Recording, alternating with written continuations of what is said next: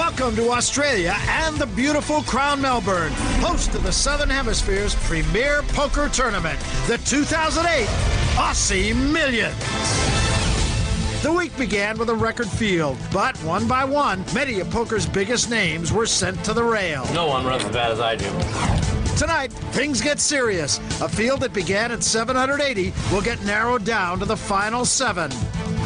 Among the survivors, the methodical and experienced Erik Seidel. I think the experience will help, but I don't think it means that I'm going to win the tournament. I think it gives me a slightly better chance to win the tournament. And the unpredictable, stylish pro, Max Pescatore. Well, I know I can go all the way, but you need cards, luck, and you need perfect play. So lucky! But standing in their way, a host of challengers, including a wild card left in his field, Antonio Casale, a local favorite who has never before played for stakes this high. You don't block me. Even if you throw in all on the flop, I still call you.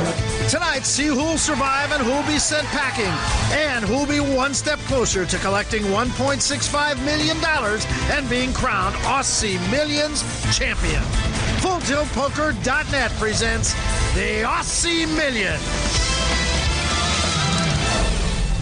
And we welcome you to the Crown Melbourne complex here in Australia, hard on the banks of the Yarra River. Day 4 began with 22 players, but already 4 hopefuls have been knocked out.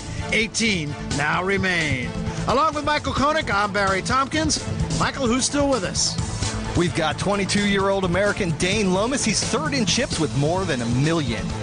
And our chip leader, Melbourne native Antonio Casale, who claims to have played with the Crown in low-limit games every day since the casino opened back in 1997.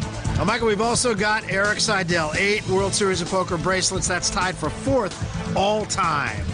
Another World Series of Poker bracelet winner, Max the Fisherman Pescatore. So let's take a look at where we stand right now. The chip count at our main table, Nico Bailing is up top, and Pescatore nipping at his heels. Seidel actually below the mean of 860,000. The blind, 6,000 and 12,000 with a 2,000 ante. And Erik Seidel first to act, and he folds. Now Pescatore. King Little suited. And he's going to raise to 30,000. 22-year-old German, Nico Bailing, he folds. So too does the American Stephen Miller.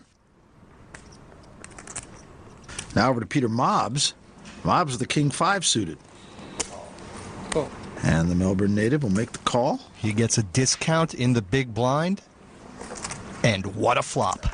Ace, Jack, 10 of diamonds. Mobbs has the absolute nuts and checks it over to Pescatore. And Pescatore will bet 35,000. Mobbs loves that. Surely he won't raise here. He just calls. He's got his fisherman on the hook. Now he just wants to reel him in. Now the turn, a 4 of spades. And a check for Mobbs. Now, Pescatore took his shot on the flop, and I think he's now given it up. He realizes his bear king. Oh, but that card there, Barry. A queen of hearts. Yeah, that's the one card that could probably cost Max Pescatore additional chips. It's given him a straight. And Mobbs is going to bet 40,000. Now what does Pescatore do? Pescatore is going to have to pay the tariff. And gets the bad news from Mobbs, who wins the first pot of the night, and it's a good one. Which one does he want to play? Nice flop. You want to play the straight or the flush? I think I might play the flush on that one. Well, the flush was certainly good to Peter Mobbs right there. He'll take it, thank you very much. Meanwhile, we'll head downstairs, check in on Antonio Casale. He's our chip leader coming into today. He's called the all-in of Hiroshi Shimamura. Casale is dominated. He's going to need help on the flop. And here is the flop. Jack, 9, Trey, a safe flop for Hiroshi. Hearts. Casale pleading for running flush cards. Now the turn, a 7 of spades. Well, that card gives Casale a straight draw, so Hiroshi needs to dodge a 10 or an 8, or he will double up. And we go to the river. It is a 6 of hearts on the river, and Hiroshi's going to double up to 575,000. It's bad for my health. Well, a great early double up for Hiroshi, but not a huge hit to Casale's stack. He's still over 1.2 million. Quickly over to table 29, Maximilian Brock has moved all in for his last 450,000, and he's been called by the 21-year-old Russian Alex Kostritsin. Kostritsin has Brock in bad shape. And a flop, pair of sevens and a 3. Brock looking for a king. The turn's a 6. Alex still in the lead. Brock's going to need a king. Or his tournament's over. It is an 8. Kostritsin will win the hand. That's going to knock Brock out. He will finish in 18th place and take home 100,000. So the Russian, who plays in some of Moscow's biggest cash games, now up to 1.8 million in chips. And guess what?